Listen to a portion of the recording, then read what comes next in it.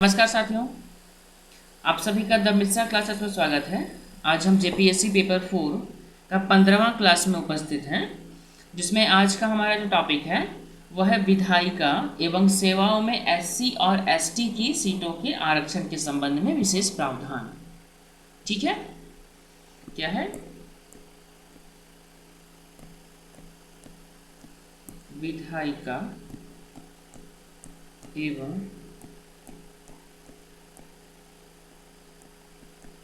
सेवाओं में एससी और एसटी की सीटों के आरक्षण के संबंध में विशेष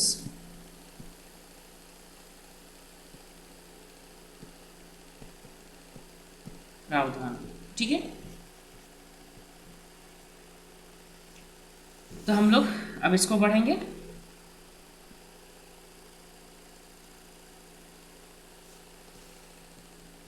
तो चलिए शुरू करते हैं। तो हमारा इसके अंतर्गत जो पहला टॉपिक आएगा वो अनुसूचित जाति एवं जनजाति हेतु संवैधानिक रक्षोपाय को पहले हम लोग देख लेते हैं, इसके बाद फिर आगे जाएंगे।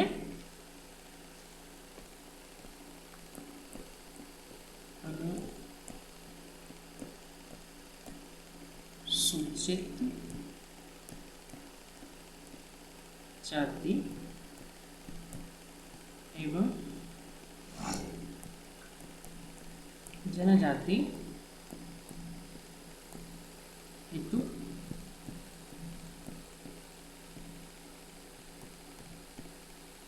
संवैधानिक रक्षोपाय। ठीक है,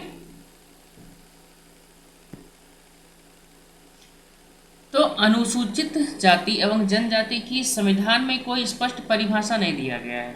ठीक है, अनुच्छेद 341 तथा 342 में संविधान ये राष्ट्रपति को राज्य के राज्यपालों से परामर्श करके पिछड़े वर्ग के लोगों को अनुसूचित जाति एवं जनजाति में शामिल करने का अधिकार दिया है।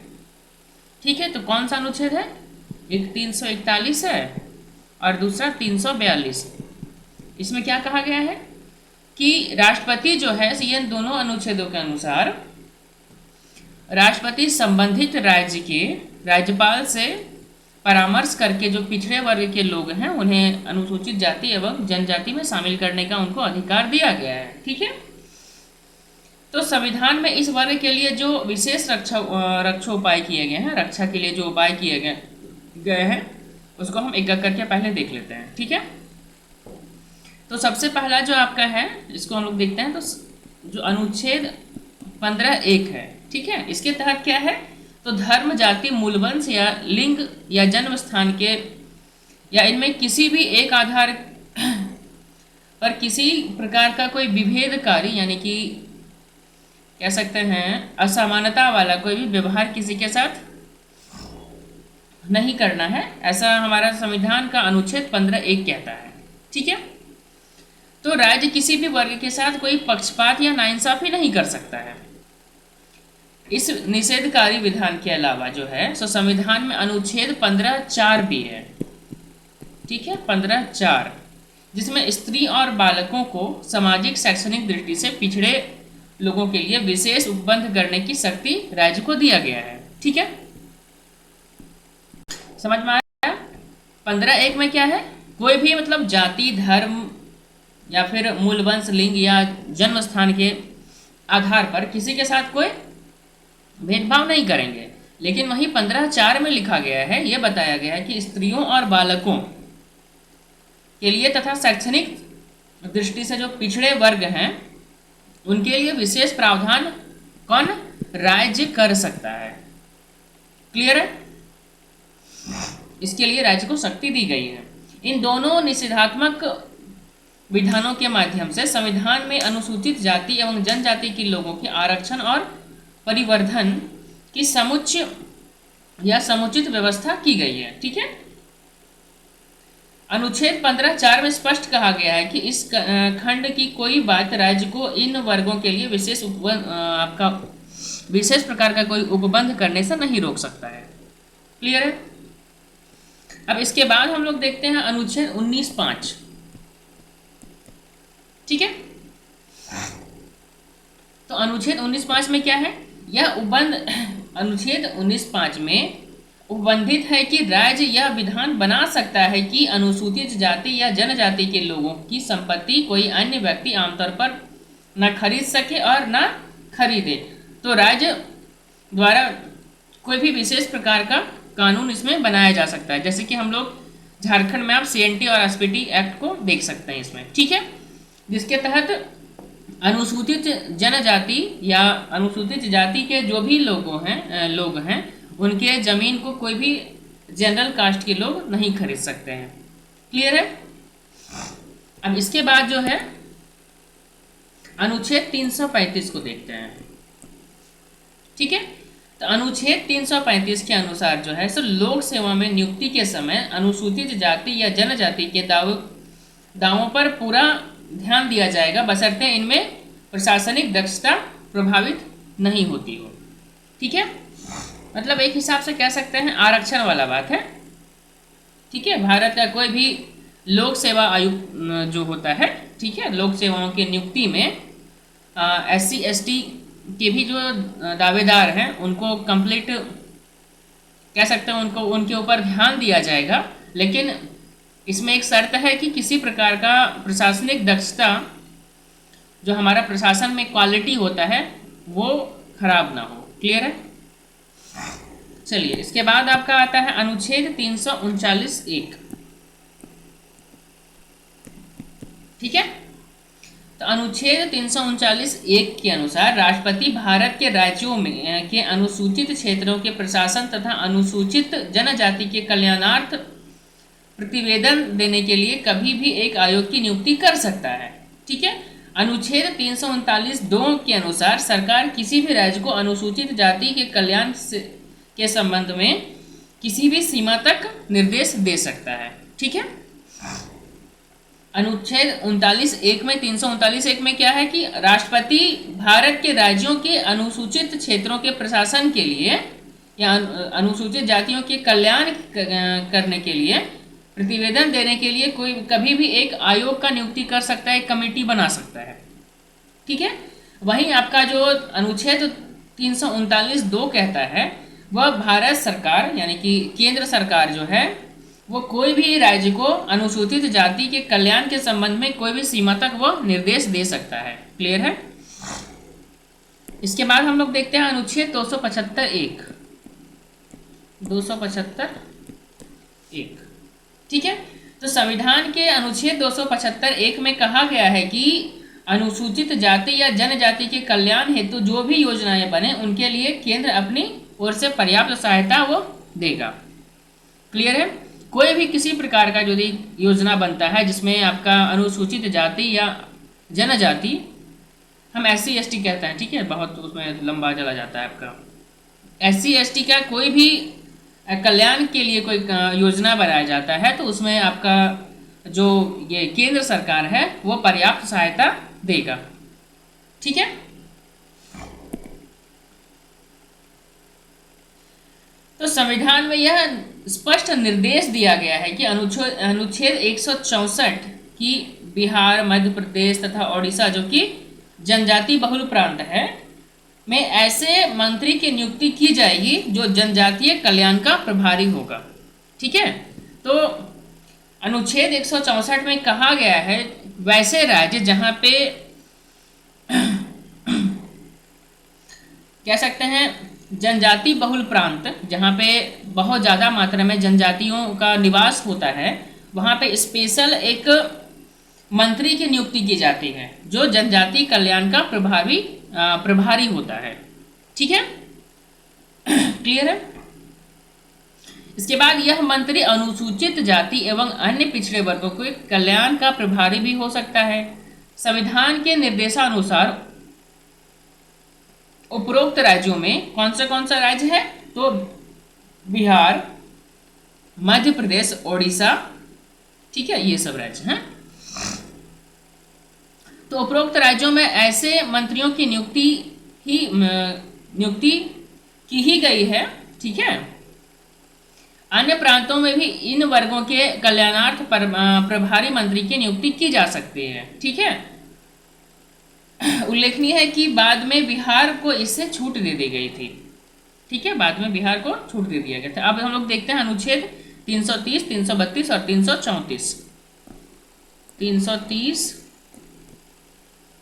332 और 334। ठीक है, तो अनुच्छेद 330, 332, 334 के अंतर्गत विधानसभाओं तथा संसद में अनुसूचित जाति एवं जनजाति के लिए अस्थायी तौर पर आपका प्रतिनिधित्व आरक्षित किया गया है। ठीक है, उल्लेखनीय है कि इस आरक्षण के तहत लोकसभा की कुल जो आपका 543 सीट है, लोकसभा में 543 सीट जो अभी वर्तमान में आपको दिखाई दे रहा है, ठीक है, में से 82 सीट जो है अनुसूचित जनजाति के लिए, अनुसूचित जाति के लिए। ठीक है, अनुसूचित जाति के लिए, और 49 सीट जो है अनुसूचित जनजाति के लिए, अनुसूचित जनजाति के लिए आरक्षित किया गया है। ठीक है, यानी कि रिजर्व किया गया है। क्लियर है? चलिए, अब इसके बाद जो है विधानसभाओं की कुल 4072 सीट, यानी कि जो आपका कुल 2829 राज्य का जो हमारा है, अभी 28 राज्य है ना, तो उसमें कुल मिला के आपका 4072 सीट है विधानसभा में। ठीक है, विधानसभा में, तो इसमें जो है सो 548 सीट जो है सो अनुसूचित जाति के लिए आरक्षित है, अनुसूचित जाति के लिए, और 527 अनुसूचित जनजाति के लिए। ठीक है, आरक्षित किया गया है। क्लियर है?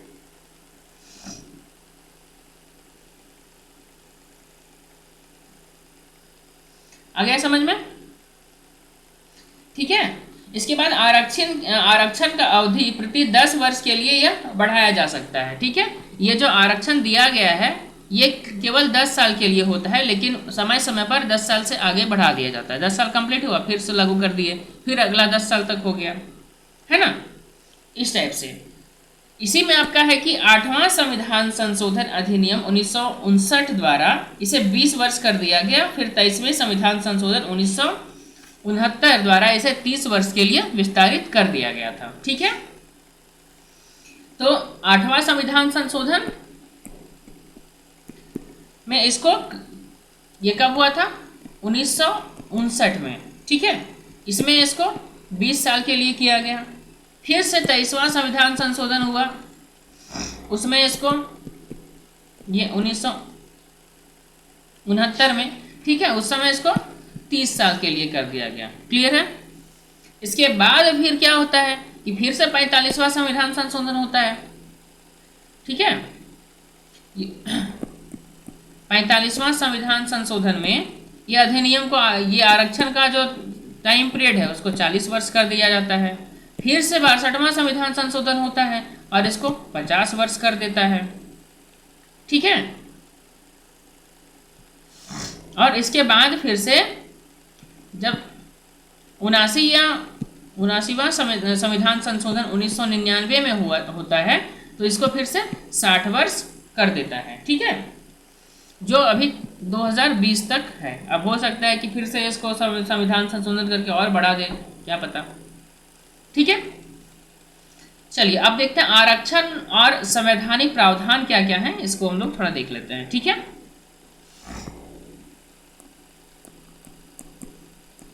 आरक्षण और संवैधानिक प्रावधान।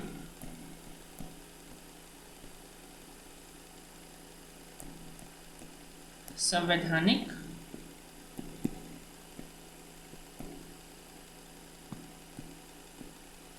प्रावधान। ठीक है, अब इसको जरा देख लेते हैं हम लोग। तो संविधान के अनुच्छेद आपका 341 और 342, ठीक है, में इस बात की व्याख्या की गई है कि किसी राज्य या केंद्र शासित प्रदेश में अनुसूचित जातियों और जनजातियों में किन वर्गों को शामिल किया जाएगा। ठीक है, सरकार द्वारा अन्य पिछड़े वर्गों की सूची तैयार की गई है। किसी विशेष क्षेत्र में रहने वाले अनुसूचित जाति या जनजाति और अन्य पिछड़े वर्गों के लोगों को ही इन सुविधाओं का फायदा मिले यह सुनिश्चित करने के लिए अंतर्राष्ट्रीय प्रतिबंध लगाए गए हैं। ठीक है, सेवाओं के आरक्षण के लिए भूतपूर्व सैनिक की परिभाषा, यानी कि भूतपूर्व सैनिक जो सिविल सेवाओं और पदों में पूर्ण नियोजन, ये जो आपका नियम 1979 में और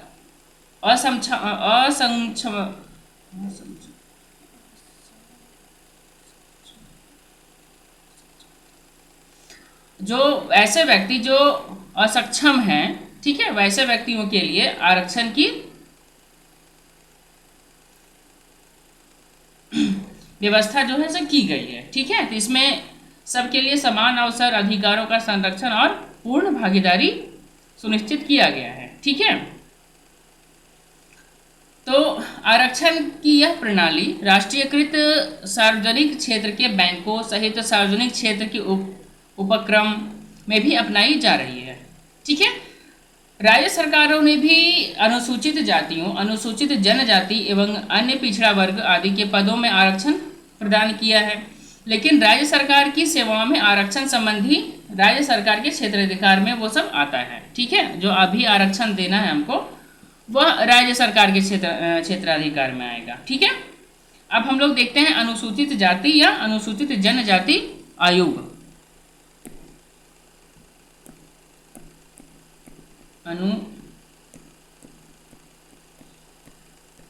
अनुसूचित जाति या जनजाति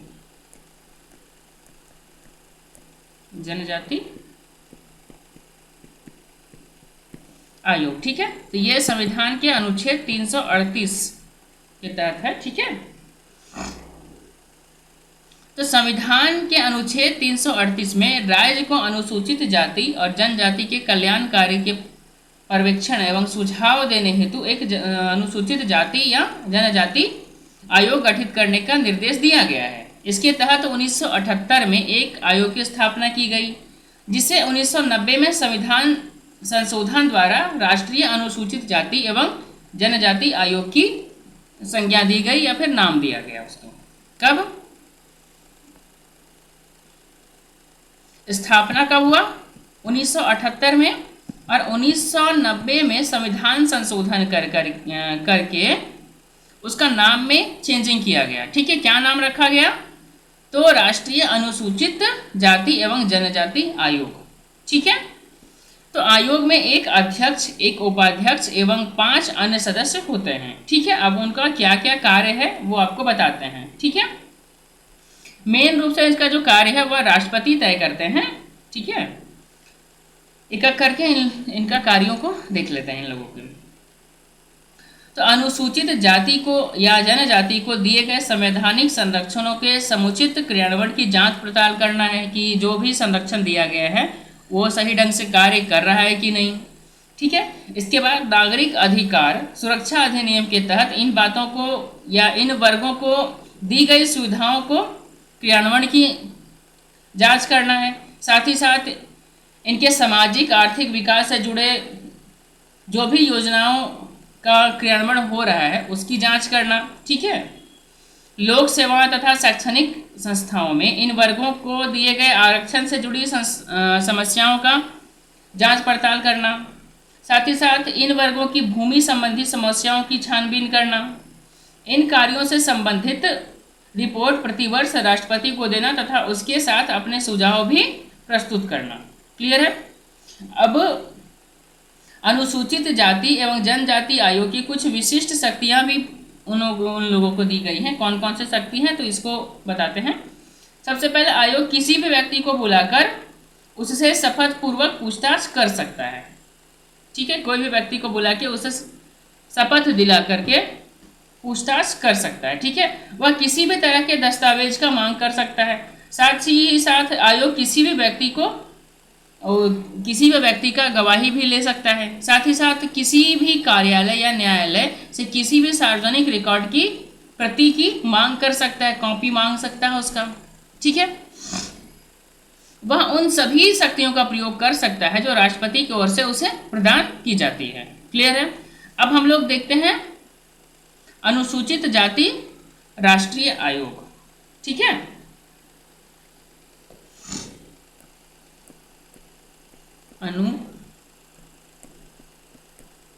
अनुसूचित जाति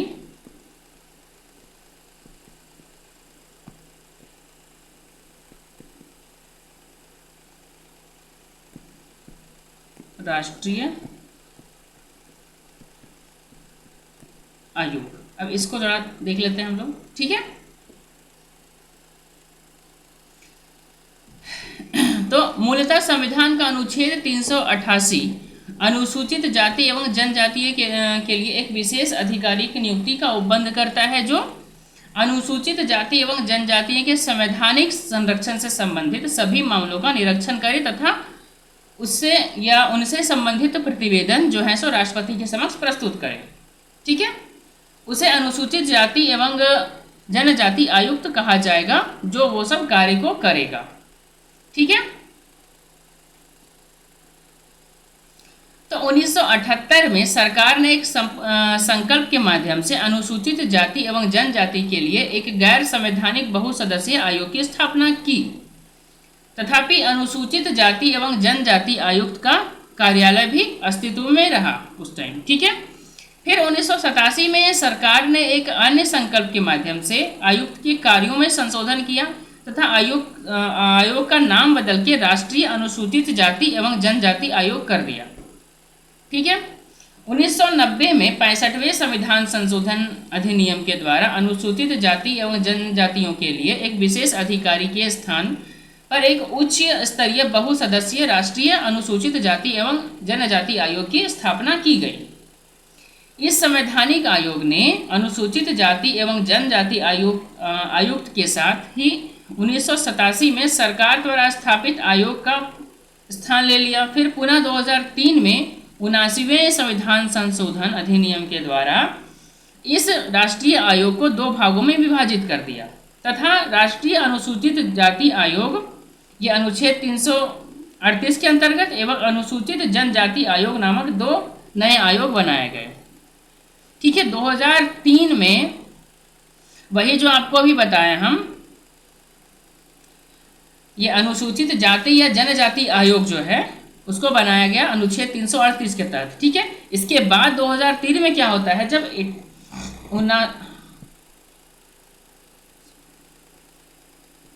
89वें जब आपका होता है संविधान संशोधन, 89वें संविधान संशोधन में ये इसको 2 भाग में बांट दिया। ठीक है, कौन कौन सा, तो सबसे पहला एक राष्ट्रीय अनुसूचित जाति आयोग, ठीक है, एवं अनुसूचित जनजाति आयोग नाम का 2 आयोग बनाया गया। ठीक है, वर्ष 2004 में पृथक राष्ट्रीय अनुसूचित आयोग अस्तित्व में आया। आयोग में अध्यक्ष एवं उपाध्यक्ष एवं 3 सदस्य और भी होते हैं इसमें। ठीक है, राष्ट्रीय अनुसूचित आयोग एवं संवैधानिक आयोग के रूप में स्थापित किया गया। राष्ट्रीय अनुसूचित आयोग के अध्यक्ष एवं सदस्यों की नियुक्ति राष्ट्रपति द्वारा उनके मुहर लगे आदेश से की जाती है। ठीक है, उसकी सेवा, शर्तें एवं कार्यकाल भी जो है जो राष्ट्रपति के द्वारा ही निर्धारित किए जाते हैं। ठीक है, इसमें एक उल्लेखनीय बात है कि राष्ट्रीय अनुसूचित जाति आयोग और अनुसूचित जनजाति आयोग के संदर्भ में व्यापक अध्ययन सामग्री आगे हम लोग देखेंगे। ठीक है, चलिए अब हम लोग देखते हैं अनुसूचित क्षेत्र और जनजाति क्षेत्र किसको कहते हैं। ठीक है,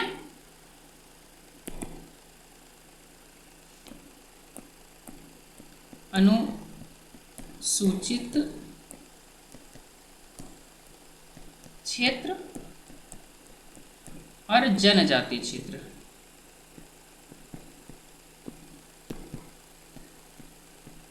ठीक है, अब इसको देखते हैं हम लोग।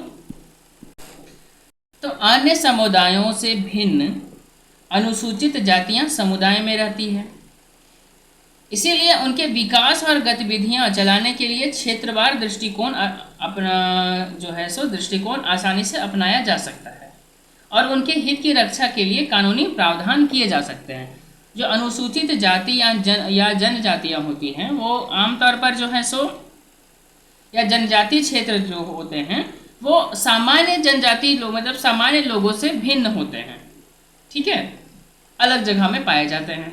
तो उस हिसाब से उसको हम लोग क्षेत्र के तौर पर बांट सकते हैं और उनके ऊपर कानूनी प्रावधान अलग से किए जा सकते हैं। ठीक है, इसमें आपका भूमि हस्तांतरण और सामाजिक पहलुओं के संबंध में अनुसूचित जनजाति के हित की रक्षा के लिए संविधान की 5वीं अनुसूची और 6ठी अनुसूची की व्यवस्था की गई है। ये 5वीं और 6ठी अनुसूची के बारे में हम पिछले क्लास में बहुत अच्छा से बताए हैं, चाहे तो उसको देखिएगा तो आप समझ में आ जाएगा, कुछ नहीं है। ठीक है, वो तो 14वां क्लास देखिएगा तब ना 15वां क्लास देखिएगा आप लोग। ठीक है, तो संविधान के अनुच्छेद 244(1) के तहत 5वीं अनुसूची में अनुसूचित क्षेत्र की परिभाषा देते हुए कहा गया है कि राष्ट्रपति किसी भी राज्य के राज्यपाल से परामर्श करने के बाद ही अनुसूचित क्षेत्र की घोषणा का आदेश जारी कर सकता है। ठीक है, जैसा कि उसमें बताए थे हम, संविधान के अनुच्छेद 244(2) के तहत 6ठी अनुसूची यानी कि असम, मेघालय, त्रिपुरा और मिजोरम में घोषित जनजातीय क्षेत्र से यह संबंध रखता है। ठीक है, क्लियर है। अब इसके बाद आता है 5वीं अनुसूची, अनुसूचित क्षेत्र। ठीक है, जनजातीय क्षेत्र को देख लिया। अब हम लोग देखते हैं 5वीं अनुसूची, अनुसूचित क्षेत्र। ठीक है, 5वीं अनुसूची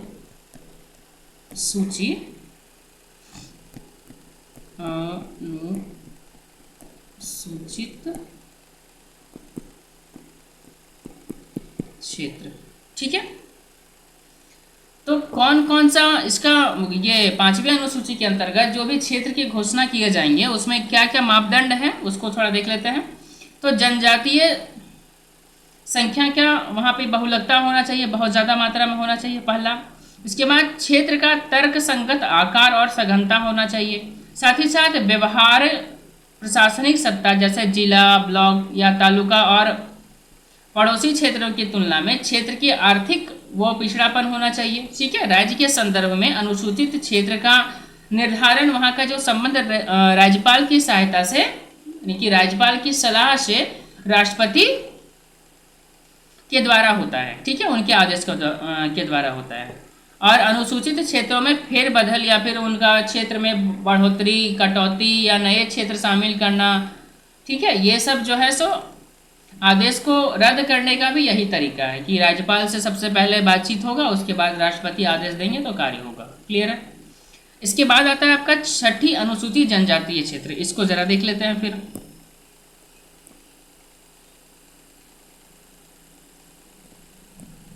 चौबीं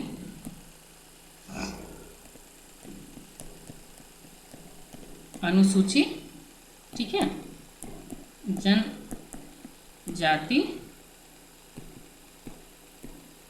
क्षेत्र।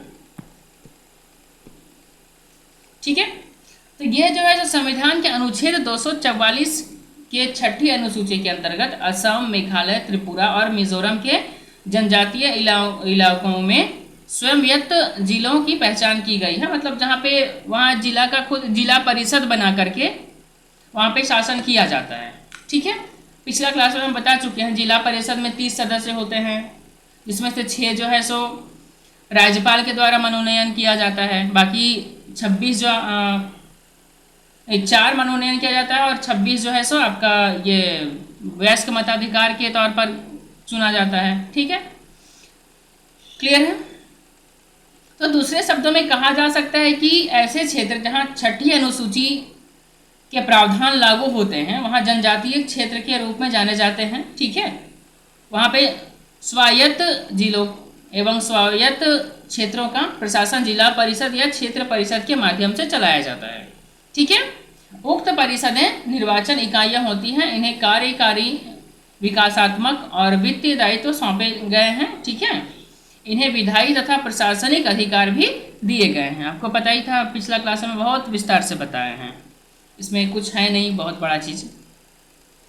ठीक है, इसके बाद आता है संविधान की 6ठी अनुसूची के अंतर्गत संचालित प्रशासन की विशेषताएं। ठीक है,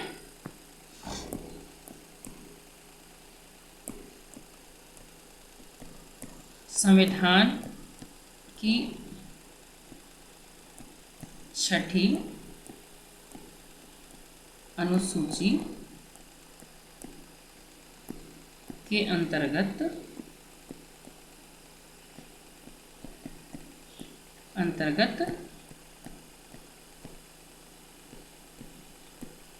संचालित प्रशासन की विशेषताएं।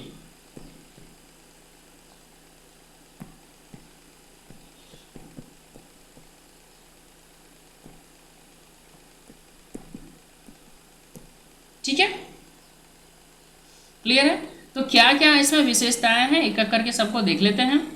ये बहुत बड़ा चैप्टर नहीं है, इसके बाद फिर दूसरा चैप्टर हम लोग शुरू कर देंगे यही क्लास में, है ना। छोटा छोटा चैप्टर को एक ही क्लास में 2-3 करके निपटा देते हैं, फालतू में ज़्यादा समय देके कोई फ़ायदा नहीं है। एक एक चैप्टर यदि हम ख़त्म करेंगे एक एक क्लास में तो हो गया, समय भी तो कम है एकदम। मेरा पूरा हमको ऐसा लग रहा है, मेरा गट फीलिंग्स बता रहा है कि दिसंबर में आपका लास्ट दिसंबर या जनवरी का फर्स्ट वीक में जेपीएससी नोटिफिकेशन लाएगा।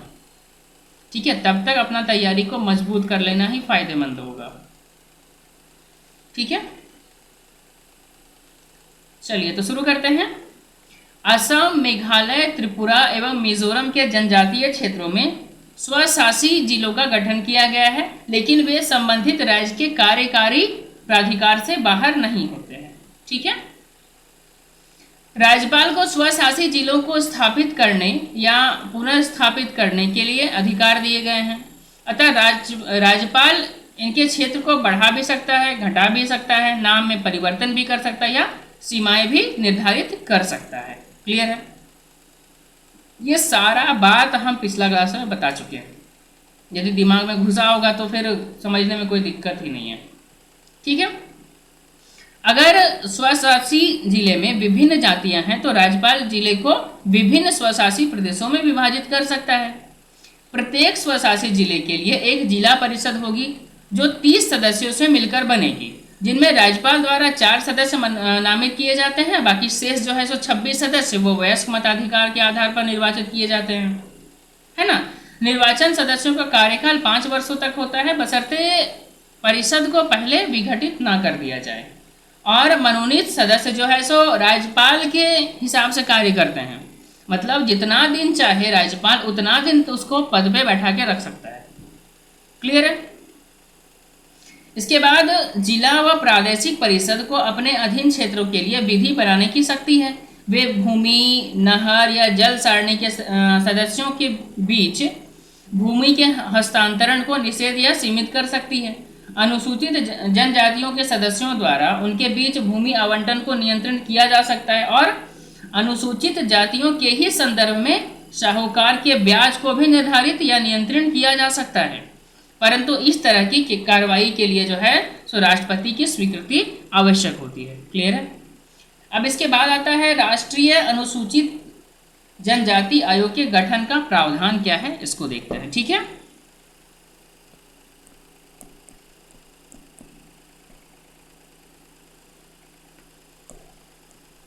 राष्ट्रीय अनुसूचित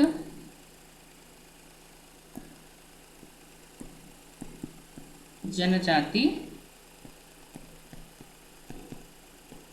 आयोग के गठन का प्रावधान। ठीक है, इसको देख लेते हैं जरा। तो संविधान अपेक्षा करता है कि राष्ट्रपति राज्य में अनुसूचित जातियों के कल्याण हेतु अनुसूचित क्षेत्र के प्रबंधन हेतु एक आयोग गठित करे।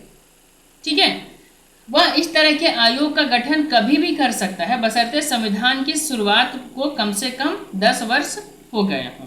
ठीक है, मतलब जब से हमारा संविधान लागू हुआ है उसका 10 वर्ष के बाद ही ये कर सकता है, ऐसा इसमें बताया गया है।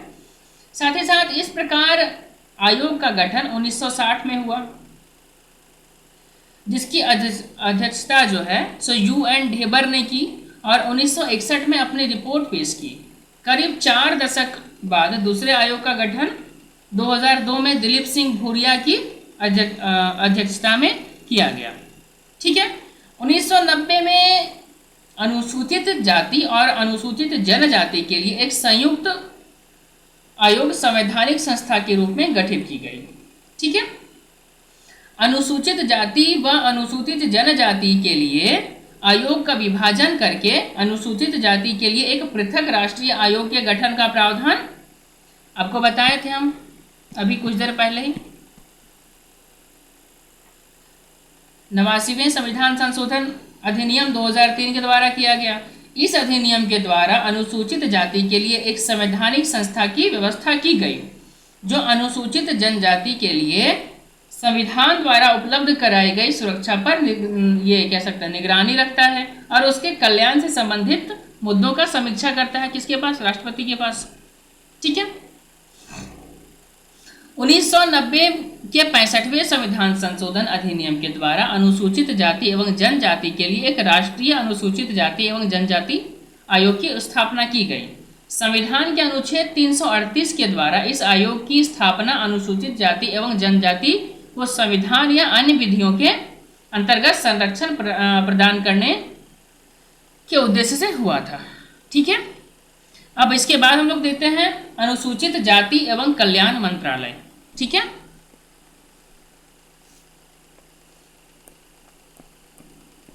अनुसूचित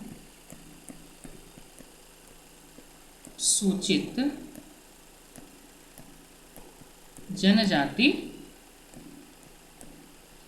एवं कल्याण मंत्रालय। ठीक है, इसको देखते हैं। तो भौगोलिक एवं सांस्कृतिक रूप से अनुसूचित जनजातियां या अनुसूचित जातियों से भिन्न हैं। ठीक है, तथा उनकी समस्याएं भी अनुसूचित जाति से भिन्न हैं। SC ST, ठीक है, ये दोनों अलग अलग चीज है। ठीक है, इन लोग का दोनों का अलग अलग अपना अपना परेशानी है। ठीक है, तो 1999 में अनुसूचित जाति के कल्याण एवं विकास कार्य को गति देने के लिए एक नए जनजाति मंत्रालय की स्थापना की गई। यह महसूस किया गया कि अनुसूचित जनजातियों से संबंधित सभी योजनाओं के समन्वय स्थापित करने के लिए जनजाति कल्याण मंत्रालय का होना आवश्यक है। ठीक है, चूंकि सामाजिक न्याय और अधिकारिता मंत्रालय के लिए इस भूमिका को निभाना प्रशासनिक दृष्टि से संभव नहीं था। ठीक है, क्लियर है।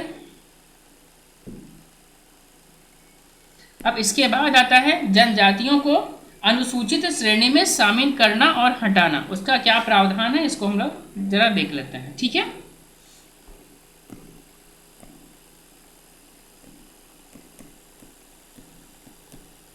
जनजातियों को अनुसूचित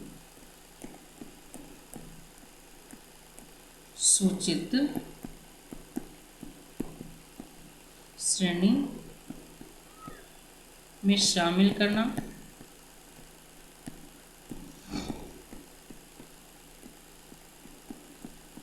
और हटाना। ठीक है, इसके ऊपर क्या प्रावधान है, इसको देखते हैं। तो इस प्रकार किसी राज्य या केंद्र शासित प्रदेश विशेष के संबंध में अनुसूचित जनजाति के प्रारंभिक विनिर्देश संबंधित राज्य सरकारों के साथ परामर्श के बाद राष्ट्रपति के आदेश की अधिसूचना से हटाए जाते हैं। राष्ट्रपति के द्वारा हटाया जा सकता है। ठीक है, इस अनुच्छेद में यह प्रावधान भी है कि अनुसूचित जनजाति की राज्यवार या केंद्र शासित प्रदेशवार सूची बनाई जाए, ना कि अखिल भारतीय आधार पर। ठीक है, इसमें जो सूची बनेगा वो राज्यवार बनेगा। ठीक है, यानी कि हर एक राज्य का अलग अलग। क्लियर है? या केंद्र शासित प्रदेश है, यूटी है, तो उसका अलग अलग बनेगा, कुछ नहीं है। ठीक है, अब अनुसूचित जाति का जो आधार है इसमें क्या क्या है ना, सबसे पहला आपका आदिम विशेषताएं होना चाहिए उसमें, आदिम विशेषताएं। दूसरा भिन्न सभ्यता।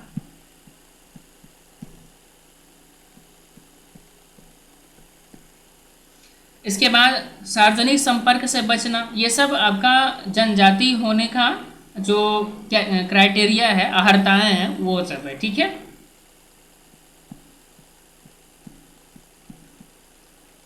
सार्वजनिक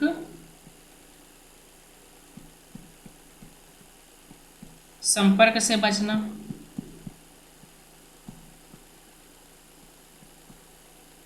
ठीक है, और भौगोलिक अलगाव, यानी कि सबसे कटा हुआ रहना, ये सब है। ठीक है, तो संविधान में इनका उल्लेख नहीं है, लेकिन ये मापदंड पूरी तरह से स्थापित हो चुके हैं। ठीक है, ये जो हम मापदंड बताएं ये सब संविधान में इसका उल्लेख नहीं है, लेकिन कंप्लीट ये ही अब चलने लगा है। ठीक है,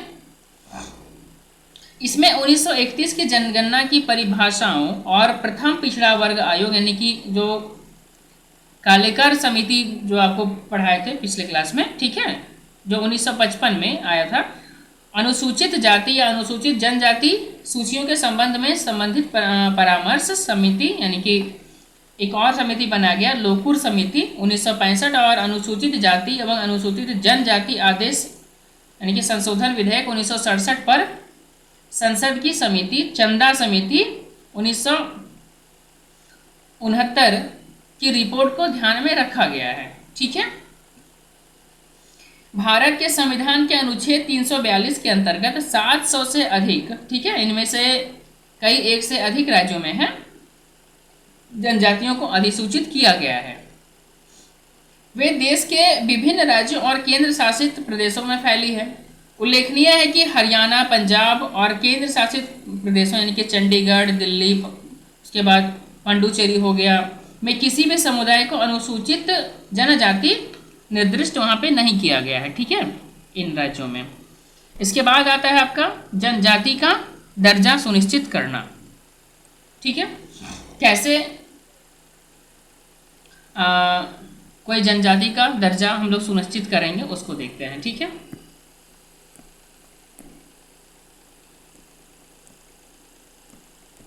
जनजातियों का दर्जा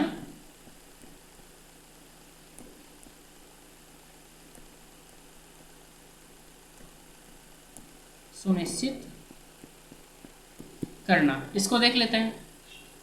तो सामान्यतः अगर कोई व्यक्ति जन्म के आधार पर जनजातीय समुदाय का होने का दावा करता है तो उसको कुछ बात का पुष्टि करके जाना चाहिए। क्या क्या की देखिए, वह व्यक्ति जिस समुदाय का होने का दावा कर रहा है, क्या वह और उसके अभिभावक वास्तव में उस समुदाय से संबंध रखते हैं।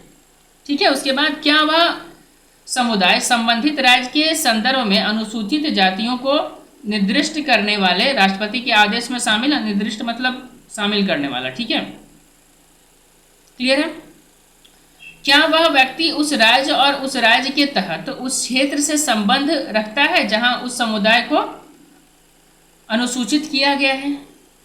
ठीक है, वह कोई भी धर्म अपना सकता है। ठीक है, वह व्यक्ति या उसके माता पिता या दादा दादी आदि को इस संदर्भ में लागू राष्ट्रपति के आदेश की अधिसूचना के दिन उस राज्य या केंद्र शासित प्रदेश का स्थायी निवासी होना चाहिए।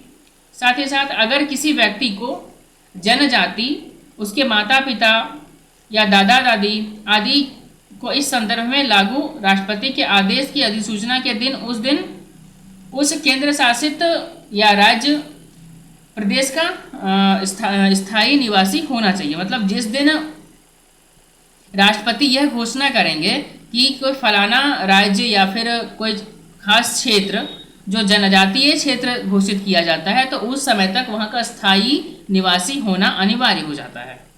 ठीक है। अगर किसी व्यक्ति की जनजाति उसके गृह यानी कि गृह राज्य केंद्र शासित प्रदेशों में अनुसूचित है और वह व्यक्ति इस संदर्भ में लागू राष्ट्रपति के आदेश की अधिसूचना जारी होने के समय नौकरी या पढ़ाई के सिलसिले में अस्थायी आवास से दूर हो, तो वह अनुसूचित जनजाति का ही माना जाएगा। अब मान लीजिए कोई किसी का घर जनजातीय क्षेत्र में है, वहाँ उसका पैतृक संपत्ति है, ठीक है, वहीं पे जन्म हुआ है, उसका माँ बाप वहीं पे रहता है, लेकिन कोई कारण से वो पढ़ाई उढ़ाई करने के चक्कर में कहीं दूसरे जगह अस्थायी रूप से रह रहा है या नौकरी के चक्कर में, तो उस हिसाब से भी उसको जनजाति की दृष्टि में ही रखा जाएगा, जनजाति में ही वह रहेगा। ठीक है, अनुसूचित जनजाति का ही माना जाएगा उसको। ठीक है, लेकिन उसे अपने स्थायी आवास के स्थान पर अनुसूचित जनजाति का नहीं माना जाएगा। लेकिन वहाँ पे जब अस्थायी निवास जहाँ रहेगा वहाँ पे उसको अनुसूचित जनजाति का नहीं माना जाएगा, भले ही उसकी जनजाति राष्ट्रपति के आदेश के तहत उसके अस्थायी निवास वाले राज्य में अनुसूचित जनजाति घोषित किया गया हो। क्लियर है?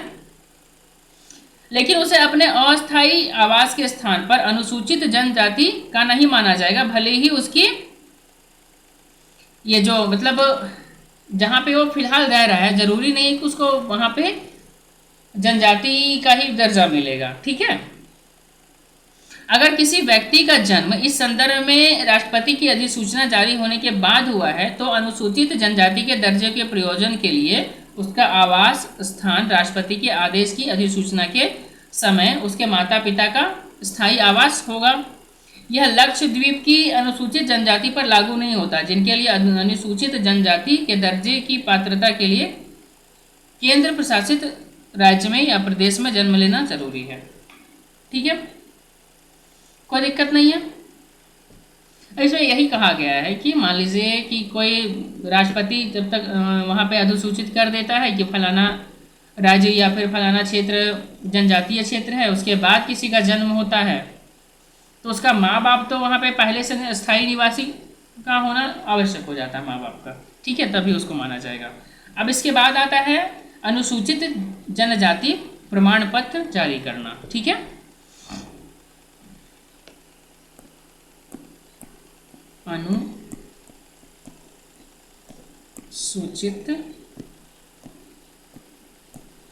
जनजाति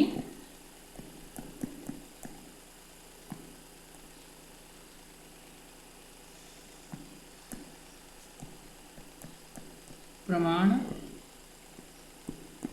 पत्र जारी करना। ठीक है,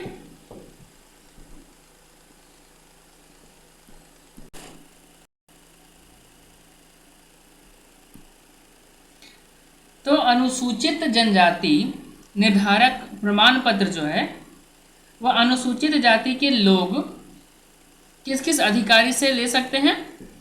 ठीक है, इसके विषय में हम लोग देख लेते हैं। तो सबसे पहला जो है सो जिला मजिस्ट्रेट हो जाते हैं। जिला ये अपर जिला मजिस्ट्रेट, जिलाधीश, उपायुक्त, अपर उपायुक्त, जिलाधीश, प्रथम श्रेणी वेतनभोगी जो है वो, उसके बाद मजिस्ट्रेट या सिटी मजिस्ट्रेट, उपमंडलीय या जिलाधीश या तालुका मजिस्ट्रेट, है ना, कार्यकारी मजिस्ट्रेट, अपर सहायक आयुक्त यानी कि प्रथम श्रेणी के वैतनिक मजिस्ट्रेट के दर्जे से नीचे का वो ना हो।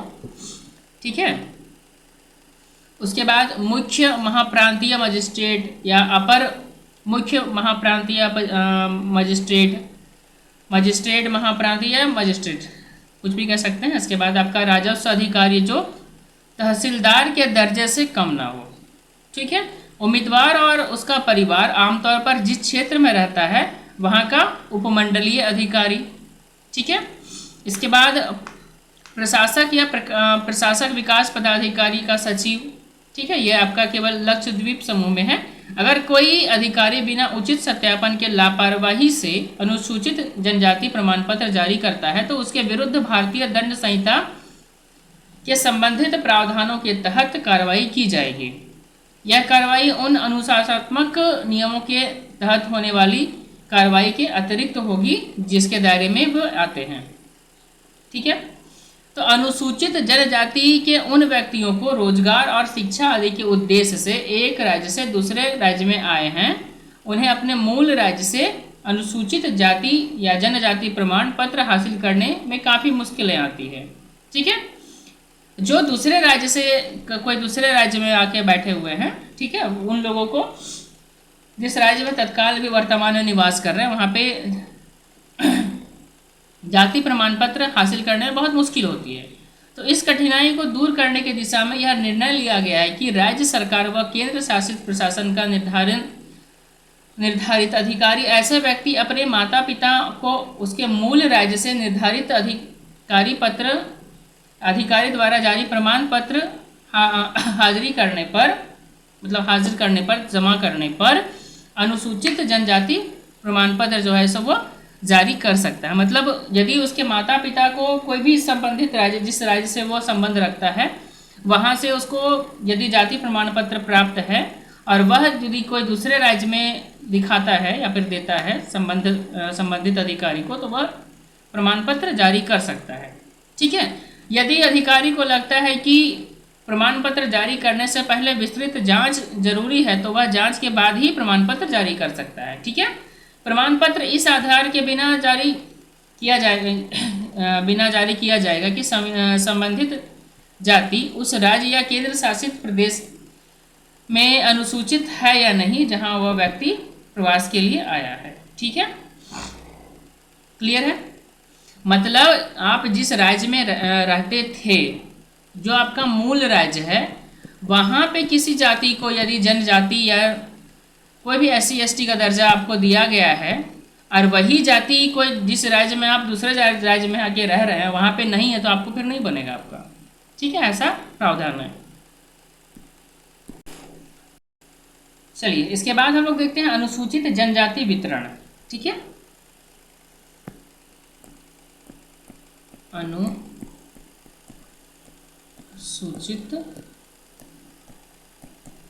जनजाति वितरण।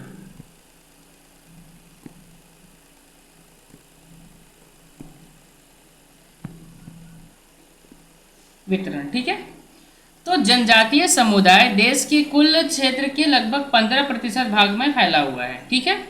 जो विभिन्न परिस्थिति तथा भू जलवायु स्थिति व मैदानी, पर्वतीय, जलीय और दुर्गम क्षेत्रों में वह रहते हैं। ठीक है। तो विभिन्न जनजातीय समुदाय में सामाजिक, आर्थिक और शैक्षणिक विकास का अलग अलग स्तर है। ठीक है।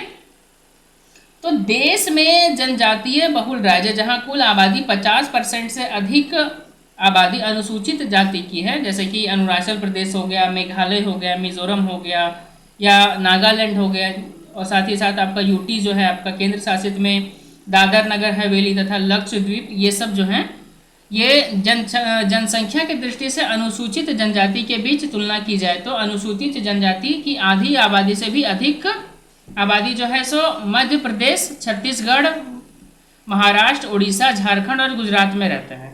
ठीक है। ये तो कुल, ये जो अभी आपका नाम बताया हम, अरुणाचल प्रदेश हो गया, मेघालय हो गया, मिजोरम हो गया, नागालैंड हो गया। ठीक है। उसके बाद दादर नगर हवेली तथा लक्षद्वीप, ये सब वहाँ पे जो है सो जनजाति का जो कह सकते हैं जनसंख्या वहाँ के मूल जनसंख्याओं से 50% से अधिक है। लेकिन यदि इनका तुलना हम बाकी राज्यों से करें, जैसे कि छत्तीसगढ़, महाराष्ट्र, उड़ीसा, झारखंड, गुजरात, ये सब से करें तो उससे कहीं ज़्यादा हो जाएगा। ठीक है। तो आदिम जनजाति का जो समूह है, जैसे कि बताते हैं आदिम जनजाति का समूह। ठीक है। तो हालांकि कुछ जनजातीय समुदाय ने जीवन शैली, उनका जो जीवन शैली है वह बहुत हद तक जो मुख्य धारा का जो जीवन शैली है उससे जोड़ लिया है अपने आप को, लेकिन अभी भी लगभग 17 राज्यों और केंद्र शासित प्रदेश यानी कि आपका अंडमान निकोबार में आदिम जनजाति के 75 ऐसे समूह हैं जिनकी विशेषता कुछ इस प्रकार है। क्या क्या है? तो प्रौद्योगिकी का कृषि पूर्व स्तर पर है, घटती तथा अस्थिर जनसंख्या है, ठीक है। इसके बाद साक्षरता की अत्यधिक कमी है और गुजारे लायक आर्थिक स्थिति है, बहुत अच्छा आर्थिक स्थिति नहीं है। ठीक है। अब हम लोग देखते हैं जनजाति उपयोजना के जरिए प्रशासनिक उन्नयन। ठीक है।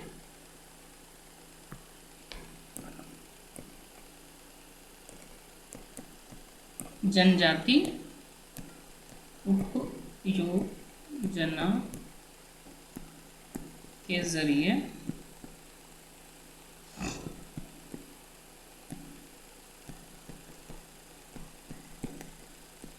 प्रशासनिक उन्नयन। ठीक है। उन्नयन का मतलब विकास होता है। ठीक है, आमतौर पर। तो अनुसूचित जनजाति के विकास के लिए जनजातीय उपयोजना यानी कि टीएसपी, ठीक है, टीएसपी की शुरुआत पांचवी पंचवर्षीय योजना के प्रारंभ में, यह 1974-75 का बात है, उसमें किया गया था, जिसके तहत 21 राज्य तथा 2 केंद्र शासित प्रदेश कानूनी और प्रशासनिक सहायता से विकास गतिविधियों को बढ़ावा देती है। टीएसपी रणनीति 195 एकीकृत जनजातीय विकास परियोजना यानी कि आईटीडीपी, एकीकृत जनजाति विकास एजेंसी ITDA, ठीक है, जिसमें से 259 संशोधित क्षेत्र का विकास पहुंच तथा 82 समूह के माध्यम से लागू की जा रही है। ठीक है। तो कौन कौन देश में ये कौन कौन राज्य में लागू किया गया है? तो सबसे पहला आपका आंध्र प्रदेश, असम, बिहार, छत्तीसगढ़, गुजरात, हिमाचल प्रदेश, जम्मू कश्मीर, झारखंड, कर्नाटक, केरल, मध्य प्रदेश, महाराष्ट्र, मणिपुर, ओडिशा, राजस्थान, सिक्किम, तमिलनाडु, त्रिपुरा, उत्तर प्रदेश, उत्तराखंड, पश्चिम बंगाल, अंडमान निकोबार द्वीप समूह, दमन और दीव। ठीक है, यहाँ पे टीएसपी कार्य कर रही है। ठीक है। अब अनुसूचित जाति के लड़कों और लड़कियों के छात्रावास के विषय में थोड़ा देख लेते हैं। ठीक है। अनुसूचित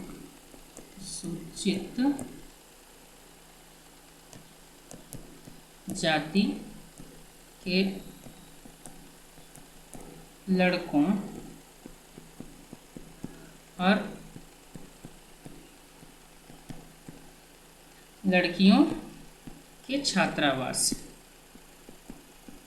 मतलब हॉस्टल। ठीक है।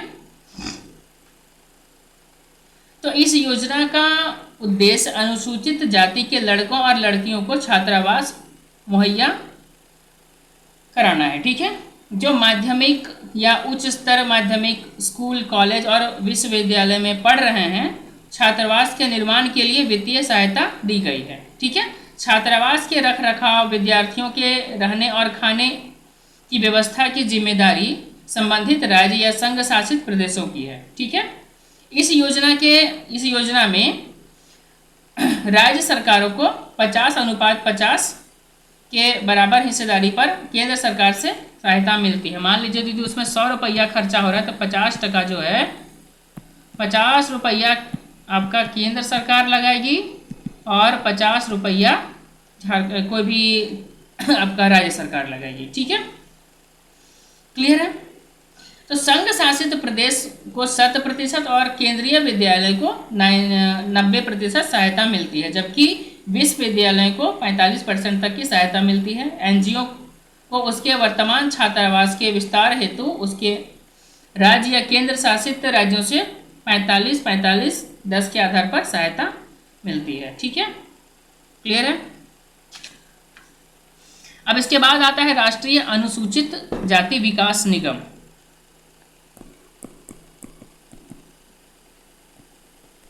राष्ट्रीय अनुसूचित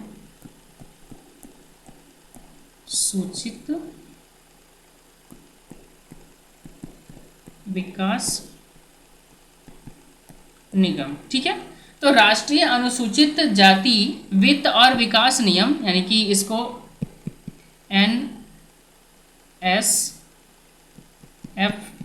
कहता है। ठीक है, गरीबी रेखा यानी कि ग्रामीण क्षेत्रों में 40,000 रुपये तथा शहरी इलाकों में 55,000 रुपये वार्षिक आय वाले जो परिवार हैं, यानी कि गरीबी रेखा से नीचे गुजारा करने वाले अनुसूचित जाति के लोगों के लिए रोजगार के अवसर पैदा करने के लिए उनको रियायती ब्याज दर पर धन उपलब्ध कराता है यह, और साथ ही साथ प्रशिक्षण, उद्यमिता विकास तथा अभिनव परियोजनाओं के माध्यम से हुनर का विकास करता है। ठीक है, निगम महिला समृद्धि योजना भी लागू कर रहा है अभी।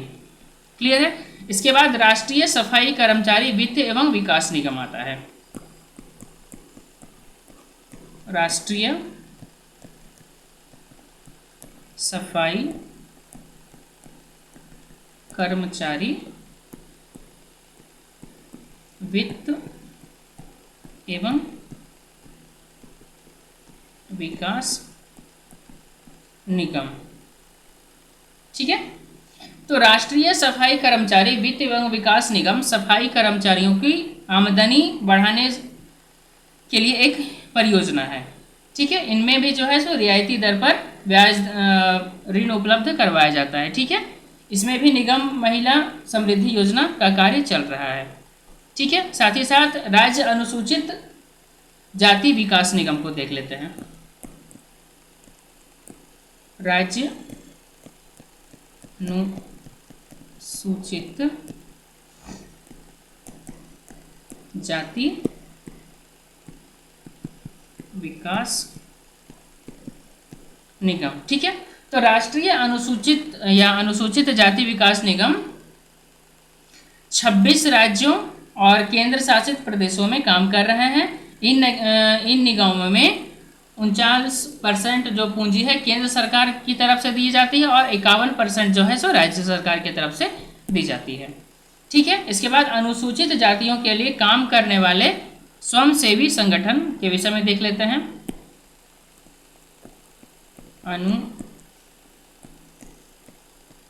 अनुसूचित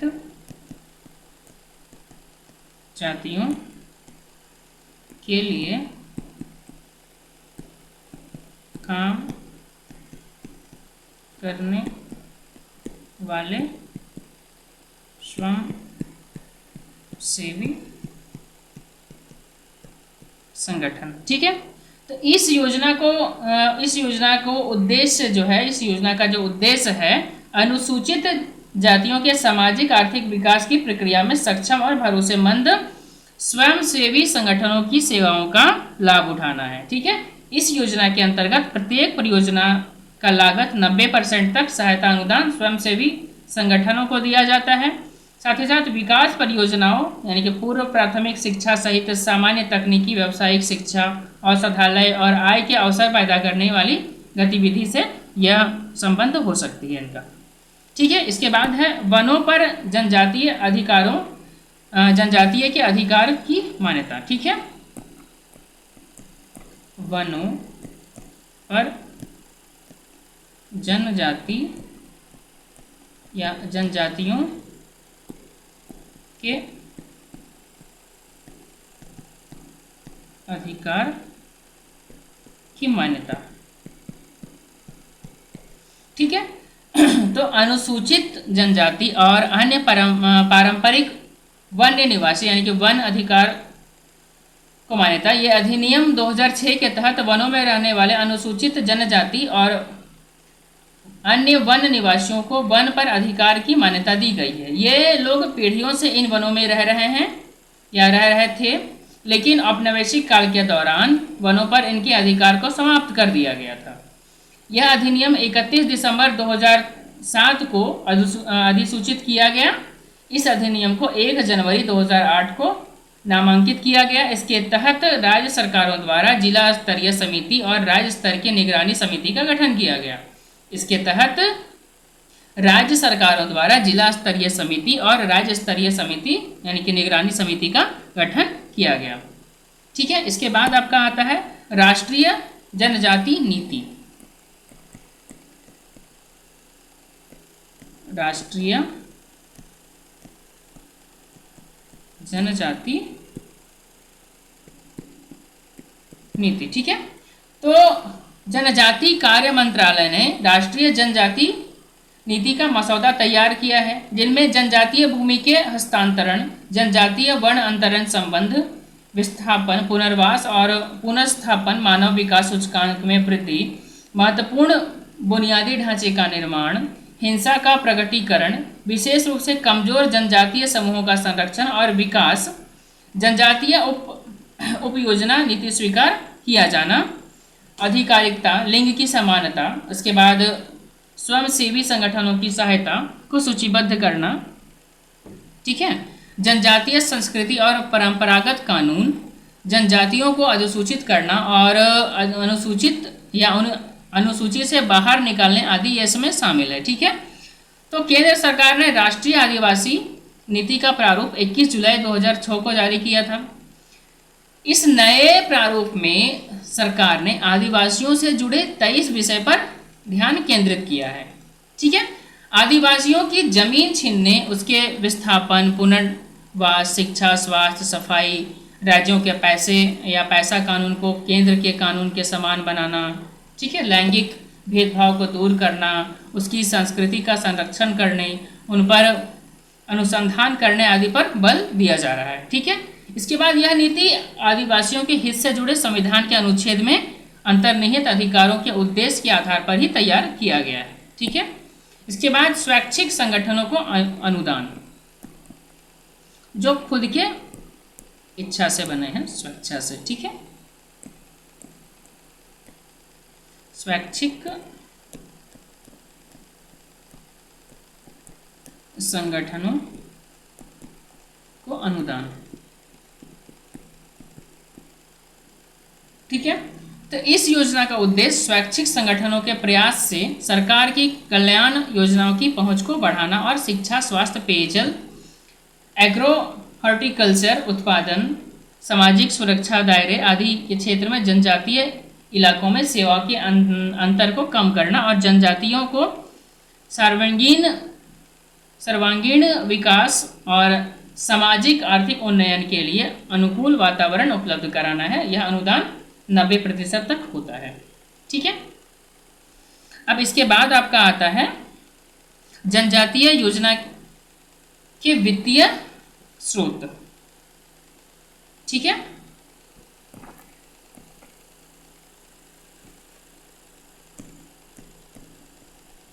जनजातीय उपयोजना के वित्तीय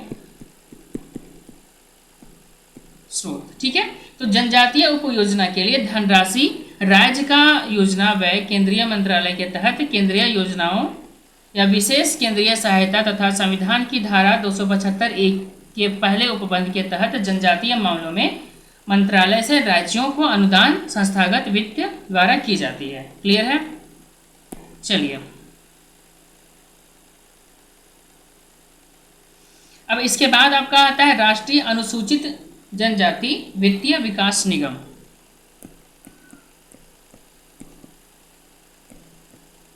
राष्ट्रीय